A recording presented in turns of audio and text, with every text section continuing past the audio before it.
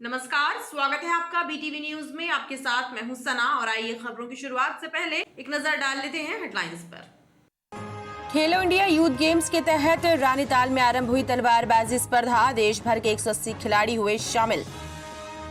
संजीवनी नगर थाना अंतर्गत गंगानगर मोड़ पर अज्ञात बदमाशों ने एक घर में फायरिंग कर फैलाई दहशत। सीसीटीवी में कैद हुई वारदात। मौके पर पहुंची पुलिस को घटनास्थल से 2 जिंदा और एक खाली कारतूस मिला। जांच में जुटी पुलिस। और पिकअप वाहन ने बुजुर्ग महिला को मारी टक्कर। बड़ा फुहारा क्षेत्र की घटना। इलाज के दौरान महिला की हुई मौत। सीसीटीवी में कैद हुई घटना।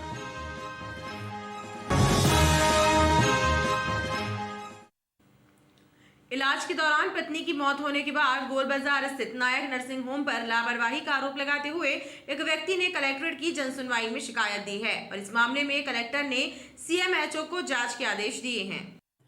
कलेक्ट्रेट कार्यालय पहुंचे रामप्रकाश तिवारी ने गोलबाजार स्थित नायक नर्सिंग के चिकित्सकों पर इलाज में लापरवाही बरतने का आरोप लगाया है। उन्होंने बताया कि 10 अक्टूबर 2022 को वो अपनी पत्नी को इलाज के लिए नायक नर्सिंग होम ले गए थे। वहां पर उनका ऑपरेशन हुआ था और उसी दौरान उनकी पत्नी की मौत हो गई थी। इस मामले में रामप्रकाश ने पूर्व में भी शिकायत दी थी, लेकिन जांच में अस्पताल प्रबंधन को दोष मुक्त करार दिया था। लेकिन एक बार फिर से उन्होंने कलेक्टर को शिकायत सौंपी है एवं कलेक्टर ने सीएमएचओ को जांच का जिम्मा सौंपा है। ऑपरेशन करने के बाद से उनके डॉक्टर कोई किसी देखने नहीं गया। उसके बाद से 13/8 को ही शाम को करीब 7 बजे यह प्रेजेंट करके रिफ़र कर दिया गया कि आप मेट्रो हॉस्पिटल जाओ, हमारे पास वो ने क्या बोलते हैं आईसीयू वार्ड नहीं है। और वहाँ जाने के बाद से डॉक्टर ने बताया कि तुम्हारी पेशेंट ख़त्म हो गई थी, वहीं पे यहाँ पे वेंटिलेटर लगा के शिफ्ट कर दिया गया है। 13/8 को हमारी पत्नी ख़त्म हुई। 13/9 को इसमें दवाई की पर्ची दिखाई जा रही है कि 13/9 को ये दवाई दिया गया। 9/8 को नायक नर्सिंग होम में मैं पहली बार गया। उनके पास वो बताई जा रही है जांच में कि 10/8 को पेशेंट हमारे पास पहली बार आया। अगर 10/8 को आया तो 9/8 को उनके द्वारा किया गया सोनोग्राफी की फिल्म हमारे पास है। 13/8 को पत्नी ख़त्म हुई और 13/9 को दवाई की पर्ची उनके द्वारा दिया जा रहा है। एम्बुलेंस के साथ जो ट्रीटमेंट की फाइल थी वो भी नहीं दी गई थी। क्या मांग करी? हमने मांग जांच के लिए की हुई है। कहने का मतलब है कलेक्टर के साहब के द्वारा एक बार जांच हुई थी। जांच में उनके जांच कमेटी उनके पूरी झूठी बातों को मान लिया गया है। शांतिनगर गली नंबर 1 निवासी महिला ने शिकायत दी है कि उसके पड़ोसी द्वारा वाहन रखने को लेकर विवाद किया जाता है, जिससे वो परेशान है। इसकी शिकायत गोहलपुर थाने एवं एसपी कार्यालय में दी जा चुकी है। मेरी समस्या ये है कि शांतिनगर गली नंबर 1 में जो चौधरी जी मतलब ये है उनका जो पिछवाड़ा, वहाँ से दरवाज़ा उनने खोले हुए हैं। तो हम लोग को क्या है आने जाने या किसी भी चीज़ में बहुत परेशानी होती है। अगर उन लोग से किसी भी चीज़ के बारे में बोलो कि यहाँ ये गाड़ी नहीं खड़ी करो या कुछ नहीं करो, तो लोग बोलते हैं हम अपने दरवाजे के सामने खड़े कर रहे हैं, क्यों नहीं। और ज़्यादा बोलो तो गाली गलौज करने लगते हैं और हरिजन एक्ट की धमकी देते हैं। लगभग कितने घर प्रभावित हैं इसमें? इसमें 4-5 घर प्रभावित हैं। क्या मांग करती हैं आप? कहाँ गए? मैं तो ये मांग करती कि उनका दरवाज़ा जो 50 सालों से आगे मतलब आगे से था पहले, वहीं से हो, जो पीछे से उन्होंने जो अलग खोला वो बंद किया जाए। जनसुनवाई में संपत्ति विवाद, अतिक्रमण, अवैध निर्माण, नामांतरण, सीमांकन, खसरा समेत अन्य समस्याओं से संबंधित शिकायतें प्रमुख रहीं। गोरा बाजार क्षेत्र में छत से गिरकर बीते दिन हुई एक युवक की मौत के मामले में निष्पक्ष जांच की मांग को लेकर एसपी ऑफिस में आयोजित हुई जनसुनवाई में युवक के परिजन पहुंचे और एडिशनल एसपी को शिकायत सौंपी है। परिजनों का आरोप है कि उनके बेटे को लड़की के परिवार वालों ने छत से धक्का देकर मारा। एसपी कार्यालय में आयोजित जनसुनवाई में पहुंची ममता स्वामी ने आरोप लगाया कि दिसंबर में गोरा बाजार क्षेत्र में चौहटेल परिवार के द्वारा उनके बेटे को छत से गिराकर मार दिया है। इस मामले में अभी तक कोई कार्रवाई नहीं हुई है, लिहाजा एसपी से निष्पक्ष जांच कराने की मांग की है। रवि चौटेल और रंजीत चौटेल ने इन लोगों ने मिलकर मेरे बच्चे को मार के छत से फेंक दिए और मेरा बच्चा ख़त्म हो गया। और थाने में कोई सुनवाई नहीं हो रही, हम लोग की आज तक कोई सुनवाई नहीं हो रही है। 2 महीने हो जाएंगे 10 दिन बाद, मेरे बच्चे की कोई सुनवाई नहीं हो रही है। बस जाओ तो बोलते हैं इंक्वायरी चल रही। हमें न्याय चाहिए मेरे बच्चे के लिए। आपके बच्चे के संग? मेरे बच्चे को वो लड़की ने फ़ोन करके बुलाई थी। उसने खुद कबूली है कि हाँ मैंने राजा को फ़ोन करके मिलने के लिए बुलाई थी। और उसके पापा रवि चौटेल और चाचा चौटेल रंजीत चौटेल ने मारा है। इमलिया से आई प्रिया दाहिया ने भी अपने पति अमित एवं ससुराल पक्ष पर आरोप लगाया है। उन्होंने दूसरी शादी कर ली है। मेरी बच्ची है 5 साल की, मेरी बच्ची को सिकल सेल बीमारी है। वो ध्यान नहीं दे रहे हैं, दूसरी औरत रख के ना कोर्ट में थाने में कुछ नहीं हो रहा मेरा, मैं कंप्लेंट करने गई थी, कुछ भी नहीं हो रहा है। कितने साल हो गए शादी को आपको? 6 साल हो गए मेरी शादी को। कितनी उम्र की? मेरी बच्ची 5 साल की क्या है। है बच्ची को बीमारी? Sickle cell. तो आपके पति से आप बोलती हैं तो क्या बोलती हैं? वो बोलते हैं मैं कुछ नहीं दूंगा, मैं उसके जैसे मेरे 17 बच्चे हैं और तेरे जैसे भी मेरी 17 वाइफ हैं, मेरे को तेरे से कोई मतलब नहीं है। आप क्या चाह रही हैं? मेरे को तो न्याय चाहिए sir. Additional SP Shivesh Singh Baghel ने बताया कि जनसुनवाई में आए आवेदकों की शिकायतों को संज्ञान में लेकर कार्यवाही की जा रही है। आज जनसुनवाई में करीब 25 शिकायतें आई हैं, जिन सभी शिकायतों को उनको संबंधित अधिकारियों को भेजा गया है और उसमें जो है वैधानिक निराकरण हेतु सबको निर्देशित किया गया है।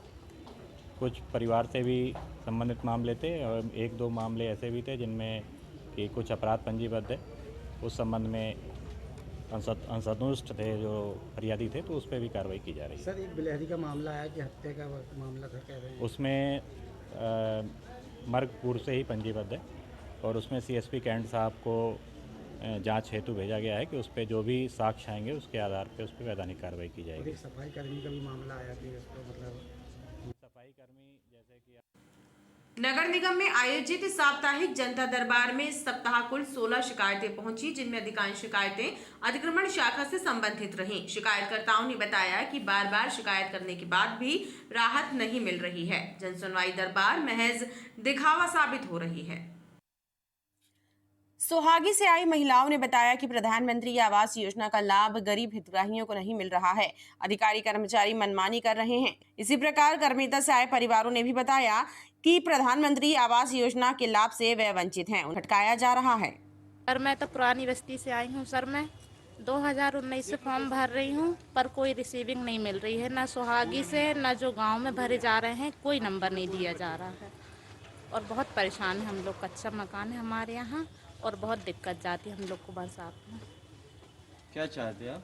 सर, हम लोग भी चाहते हैं कि इतने सालों से परेशान हो रहे हैं तो हम लोग को कभी नाम आए, पैसा मिले, पर यहाँ पर कोई सुनवाई नहीं हो रही है सर। करमेता से आए हैं मकान के लिए। क्या परेशानी आ रही है? हम लोग को 2-2.5 साल से फॉर्म भर रहे हैं लेकिन कुछ नहीं हो रहा है, इसलिए बस बोलते हैं हो जाएगा, इसलिए हम लोग यहाँ आए। क्या चाहते हैं आप? हम लोग भी चाहते कि हम लोग को मकान मिले, हम लोग कहाँ बनवाने के लिए पैसे आए, हम लोग कहाँ तक परेशान हो गरीब आदमी। इसी प्रकार उड़िया मोहल्ले, उमती एवं सुहागी पन्नी मोहल्ला से आए अलग अलग परिवारों ने अतिक्रमण की शिकायत की है। शिकायत करने वालों का कहना है कि कई वर्षों से शिकायत कर रहे हैं लेकिन राहत नहीं मिल पा रही है। राम मंदिर के बाजू से है, तारा सिंह है, ठाकुर है, पूरे रोड में अवैध निर्माण कर रखा है और बाउंड्री उठाते जा रही है और क्या बोलते हैं रैंप बना दिया है जहाँ से गाड़ी वाड़ी निकलने में परेशानी हो रही है। रोड छोटी हो गई है, पहले 12-20 फीट की थी, 10 फीट की बची, 10 भी नहीं 7-8 फीट है बिल्कुल। बहुत लोगों को दिक्कत हो रही है, रिक्शा नहीं जा सकता, ऑटो नहीं जा सकता। क्या चाहते हैं आप? तो अवैध निर्माण अलग किया जाए बस। और मैं 4 साल से परेशान हूँ, जब से वहाँ पे सुहागी पन्नी मोहल्ले में मकान मिला है मेरे को। कोई ना कोई तरीके से मेरे को पीड़ित कर रहा है सुरेश सोनी, और कब्जा कर लिया है नल लगाकर नीचे हमारे 4 नंबर ब्लॉक के यहाँ पर कब्जा कर लिया है अलग से नल लगाकर, और बहुत दम देता रहता है मारने पीटने की। मैं 4 साल से बहुत परेशान हूँ, मैं और मेरा छोटा भाई दिलीप सोनी जो कि विकलांग है। नगर निगम की जनसुनवाई से विभागीय प्रमुख नदारत रहे, जिसके चलते जनसुनवाई की पूरी प्रक्रिया महज औपचारिकता बनकर रह गई। रेल बजट में वरिष्ठ नागरिकों को दी जाने वाली रियायत शामिल नहीं किए जाने से नाराज सीनियर सिटीजन संगठनों के सदस्यों ने घंटाघर में रेल बजट की प्रतियां जलाकर विरोध प्रदर्शन किया। रेल बजट की प्रतियां जलाकर विरोध प्रदर्शन कर रहे सीनियर सिटीजन्स ने बताया कि 4 लाख करोड़ से ज्यादा के रेल बजट में वरिष्ठ नागरिकों को दी जाने वाली रियायत नहीं दी गई है, जबकि पूर्व में किराए में छूट दी जाती थी, लेकिन कोरोना काल के दौरान ये छूट बंद कर दी गई।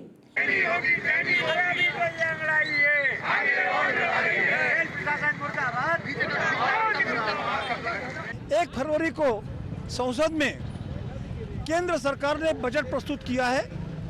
उस बजट में रेलवे बजट के सिद्धांत में उन्होंने 1.7 लाख करोड़ का इजाफा किया है। पहले यह बजट बहुत छोटा था, लेकिन अब लगभग 4 करोड़ लाख का हो गया है।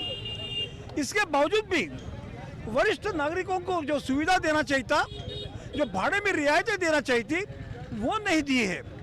इसी का विरोध करने के लिए आज हमने विभिन्न संगठनों के लोगों को इकट्ठा कर घंटाघर के पास रेलवे बजट की प्रतियां जलाई है और यह आंदोलन अब निरंतर जारी रहेगा। वरिष्ठ नागरिकों ने रेल किराए में छूट प्रदान करने की मांग की है। खेलो इंडिया यूथ गेम्स के तहत रानीताल स्पोर्ट्स कॉम्प्लेक्स में तलवारबाजी स्पर्धा का शुभारंभ हुआ। पहला मुकाबला बालिका वर्ग की सेबर प्रतियोगिता से आरंभ हुआ। रानीताल स्पोर्ट्स कॉम्प्लेक्स में खेलो इंडिया यूथ गेम्स के तहत तलवारबाजी स्पर्धा का शुभारंभ हुआ। इसमें देश के विभिन्न राज्यों के 180 प्रतिभागी शामिल हुए। इस स्पर्धा की शुरुआत बालिका वर्ग की सेबर प्रतियोगिता से हुई, जिसमें बालिकाओं ने तलवारबाजी के हुनर दिखाए।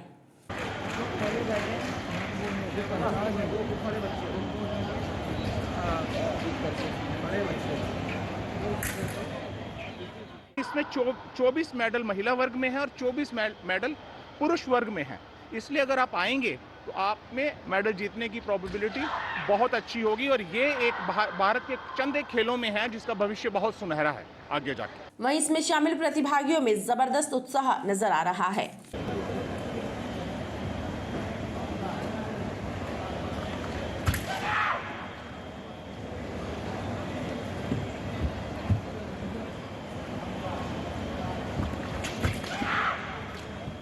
बहुत अच्छा लग रहा है यहाँ पे खेलने की, बहुत अच्छा अपॉर्चुनिटी मिली है। मैं मिनिस्टर सर और स्पोर्ट्स मिनिस्टर मैम को थैंक यू कहना चाहूँगा इस चीज़ के लिए। ये हम जैसे प्लेयर्स के लिए बहुत अच्छी अपॉर्चुनिटी आगे बढ़ने के लिए। इससे हमारा गेम भी अच्छा होगा, नए नए कॉम्पिटिशन्स मिलेंगे। तो छोटे छोटे शहर या गांव से भी प्लेयर आ जाता है इस कंपटीशन में, तो एक अच्छा प्लेटफॉर्म है ताकि गांव तक के खिलाड़ी को मौका मिले। जी सही, ये चीज़ सही है। अच्छा प्लेटफॉर्म है, इसलिए प्लेयर्स वहाँ से आ सकते हैं, उनको अपॉर्चुनिटी मिले।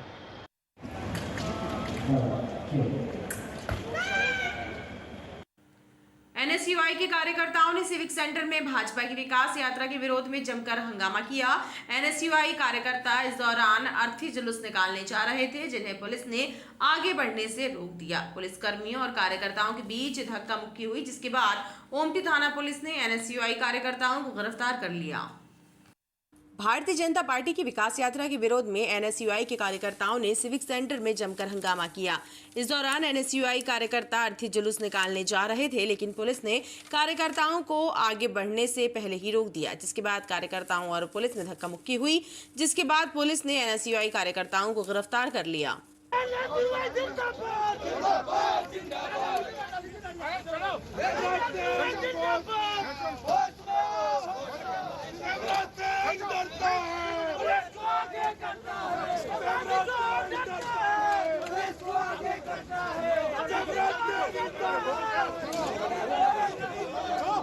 एनएसयूआई कार्यकर्ताओं ने ये विरोध यूनिवर्सिटी में प्रोफेसर की कमी, समय पर परीक्षाएं न होने और युवाओं के मुद्दों पर किया था। एनएसयूआई ने पुलिस की इस कार्यवाही को मनमानी बताया, तो वहीं पुलिस अधिकारियों ने कहा कि कार्यकर्ता बिना अनुमति के विरोध प्रदर्शन कर रहे थे, इसलिए उन्हें गिरफ्तार किया गया। लगभग 20 सालों से मध्य प्रदेश की सत्ता पे काबिज बीजेपी और बीजेपी सरकार के मुखिया द्वारा जो विकास यात्रा निकाली जा रही है, जो ढकोलेबाजी की जा रही है, इसके जवाब में आज एनएसयूआई द्वारा मध्य प्रदेश सरकार की विकास यात्रा के विरोध में आज उनका अर्थी जुलूस निकाला गया है और छात्रों से सरकार से ये मांग की गई है कि आप अगर छात्रों के समय पर परीक्षा नहीं करा पा रहे, समय पर परीक्षा परिणाम घोषित नहीं कर पा रहे, समय पे छात्रों को स्कॉलरशिप नहीं दे पा रहे, तो हम ऐसे ही सरकार के खिलाफ अर्थी जुलूस निकाल के विरोध प्रदर्शन करते जाएंगे और छात्रों के हक के लिए लड़ते जाएंगे। पुलिस प्रशासन पूरे सरकार के दबाव में काम कर रही है। हमारा काम है छात्रों की आवाज़ उठाना। अगर आपको पुलिस प्रशासन द्वारा अगर हमारी क्या कहते हैं स्टूडेंट लीडर को अगर रोका गया छात्रों की आवाज़ उठाने के लिए, हम डरने या दबने वाले नहीं, हम छात्रों के लिए हमेशा लड़ते रहेंगे, उनके हक के लिए आवाज़ उठाते रहेंगे। ये अभी बिना अनुमति यहाँ ग्रुप से आम रोड पे प्रदर्शन कर रहे थे जो लोग, उनको यहाँ बिना अनुमति मेन रोड पे यातायात बाधित करने और इसमें संज्ञेय अपराध घटित करने से रोकने हेतु एहतियात के तौर पर गिरफ्तार किया गया। अर्थी भी निकाली लोगों ने? नहीं, ऐसी कोई जानकारी नहीं है। जो लोग उग्र प्रदर्शन कर रहे हैं उनकी गिरफ्तारी हुई। अभी ये संख्या आपको बताई जाएगी। इस विरोध प्रदर्शन को लेकर काफी देर तक क्षेत्र में गहमा गहमी का माहौल निर्मित रहा। केंद्र सरकार की आर्थिक नीतियों के खिलाफ कांग्रेस देश भर में प्रदर्शन कर रही है। इसी कड़ी में कांग्रेस कार्यकर्ताओं ने LIC भवन का घेराव करते हुए प्रदर्शन किया। कांग्रेस ने आरोप लगाया कि सरकार के दबाव में भारतीय जीवन बीमा निगम का 35,000 करोड़ रुपए अडानी की कंपनी में इन्वेस्ट किया गया है। ये कार्य जनता से धोखा है। नगर कांग्रेस कमेटी द्वारा मदन महल के पास स्थित भारतीय जीवन बीमा निगम के मुख्यालय का घेराव करते हुए केंद्र सरकार की आर्थिक नीतियों के प्रति आक्रोश जताया गया। कांग्रेस कार्यकर्ताओं ने आरोप लगाया कि मोदी सरकार ने अडानी ग्रुप को उपकृत करने के लिए LIC को दांव पर लगा दिया है। LIC उपभोक्ताओं का पैसा खतरे में है। अगर हिंडनबर्ग कह रहा है और अभी दूसरी संस्थाओं ने भी कह दिया कि ये पैसा सुरक्षित नहीं है। हमारे हिंदुस्तान में आपने सहारा का भी हश्र देखा। आज पूरे मध्य प्रदेश में सहारा के जो लोगों ने इन्वेस्टमेंट किया था, आज सरकारों ने हाथ खड़े कर दिए, उनका इन्वेस्टमेंट वापस नहीं मिल रहा। और एक तरफ LIC का पैसा जिस पे पूरा देश का जनता का पैसा भरोसे का लगा हुआ। इन सब बातों के खिलाफ, इन सब बातों के खिलाफ कांग्रेस का प्रदर्शन है कि हमारे देश की जो संस्थाएँ हैं, जो रिजर्व बैंक है, इन पर सख्ती करे। ऐसे लोगों को जिनको जेल में होना चाहिए। आज वो हवाई जहाज़ से देश के प्रधानमंत्री को अपने प्लेन में घुमाते हैं। जब हवाई जहाज़ के अडानी में माननीय प्रधानमंत्री घूमेंगे और अमित शाह जी घूमेंगे, तो फिर ऐसे बड़े लोग जो देश को लूटने वाले, इनको जेल में कौन डालेगा? इन सब मुद्दों को लेकर कांग्रेस का प्रदर्शन पूरे देश में चल रहा है। कांग्रेस कार्यकर्ताओं ने कहा कि केंद्र सरकार की जन विरोधी आर्थिक नीतियों के खिलाफ उनका संघर्ष जारी रहेगा। बड़ा फुहारा क्षेत्र में एक पिकअप वाहन ने बुजुर्ग महिला को टक्कर मार दी। इस घटना में घायल हुई वृद्धा की मुंबई में इलाज के दौरान मौत हो गई। घटना 29 जनवरी की सुबह 6 बजे की बताई जा रही है। हालांकि ये दुर्घटना CCTV कैमरे में कैद हो गई है, जिसके आधार पर पुलिस वाहन चालक की तलाश कर रही है।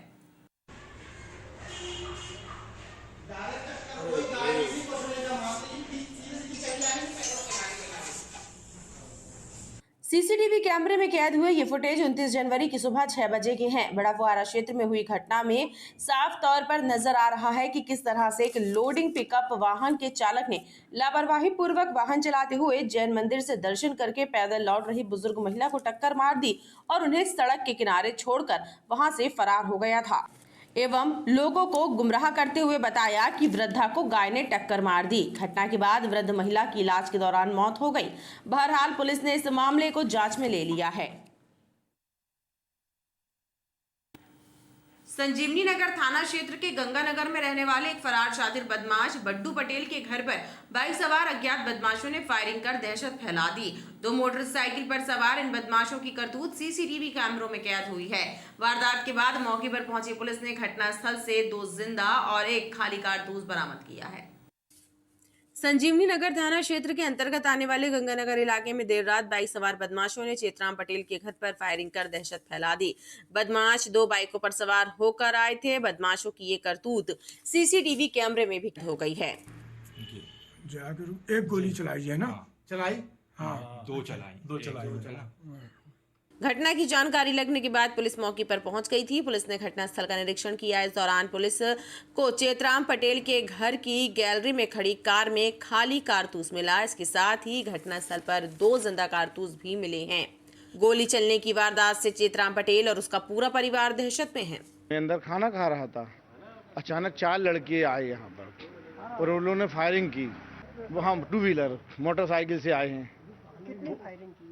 उन लोगों ने 4 फायरिंग की है। फुटवेज में भी दिख रहा है जो फायरिंग की है उन लोगों ने। अब जी तो पता नहीं चल रहा कौन, कोई अज्ञात लोग हैं जो भी हैं। उसमें गुजर लिख रहा था, गाड़ी में दिखा है पीछे नंबर प्लेट में। हाँ, मारुति में उन लोगों ने पीछे से फायरिंग की है, तो उसमें भी नंबर प्लेट में उन लोगों ने होल हो गया है। बताया जाता है कि चेतराम पटेल का पुत्र बद्दू पटेल शातिर बदमाश है। उसके विरुद्ध कई आपराधिक प्रकरण भी दर्ज है और वर्तमान में वह फरार भी है। ऐसी संभावना व्यक्त की जा रही है कि उसके दुश्मनों ने दहशत फैलाने के उद्देश्य से इस वारदात को अंजाम दिया था। बहरहाल पुलिस अधिकारी मामले की जांच कर रहे हैं। कल रात को थाना संजीवनी नगर क्षेत्र की गंगानगर कॉलोनी में एक खड़ी कार पर बदमाशों के द्वारा हवाई फायर किया हुआ है। इसमें FIR रजिस्टर्ड की गई है और इनकी पहचान जो है चश्मदीद साक्ष्यों और CCTV कैमरा के आधार पे कर ली गई है और इनको रातों रात घेर करके पकड़ ली गई है।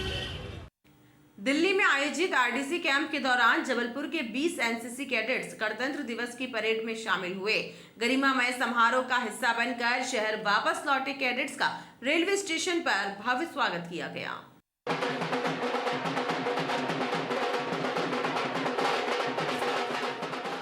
दिल्ली में आयोजित गणतंत्र दिवस समारोह के दौरान संपन्न हुई परेड में जबलपुर के 20 कैडेट्स भी शामिल हुए थे। देश के प्रधानमंत्री नरेंद्र मोदी के सामने से गुजरते हुए सलामी देना और इस ऐतिहासिक पल का साक्षी बनने का गौरव हासिल करके इन कैडेट्सों का उत्साह देखते ही बन रहा है। शहर वापस लौटे कैडेट्स का रेलवे स्टेशन पर भव्य स्वागत किया गया। इस दौरान उन्होंने अपने अनुभव भी साझा किए।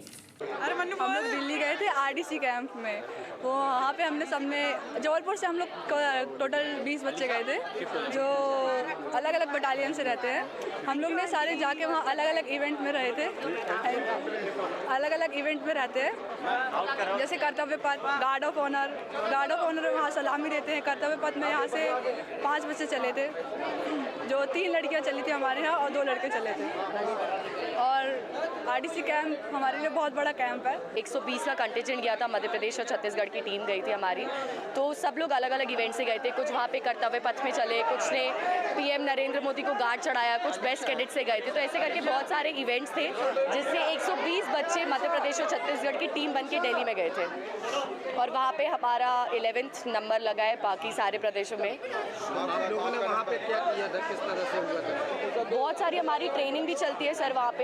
जैसे ही कर्तव्य पथ वाले रहते तो वो लोग सुबह 3 बजे उठ के 4 बजे चले जाते थे अपनी प्रैक्टिस के लिए। बेस्ट कैडेट्स के कंपटीशन रहते थे, गार्ड ऑफ ऑनर की प्रैक्टिस चलती रहती थी। बहुत सारी हमारी विजिट्स हुई वहाँ पे, जैसे chief of army staff, navy staff, defence staff, सब हमसे मिलने के लिए आए। हम उनके घर उनसे मिलने के लिए गए। पीएम नरेंद्र मोदी आए थे पीएम रैली के दिन, उनके घर की विजिट हुई थी। हमारी प्रेसिडेंट के घर की विजिट हुई थी, प्रेसिडेंट हमारे यहाँ आए थे हमारे कैंप साइट में। तो ऐसे करके ओवरऑल बहुत अच्छा एक्सपीरियंस था हम लोगों का रिपब्लिक डे कैंप का। कैडेट्स ने बताया कि राष्ट्रपति एवं प्रधानमंत्री ने भी उनकी सराहना की है। और खबरों का सिलसिला लगातार जारी रहेगा, आप देखते रहिए BTV।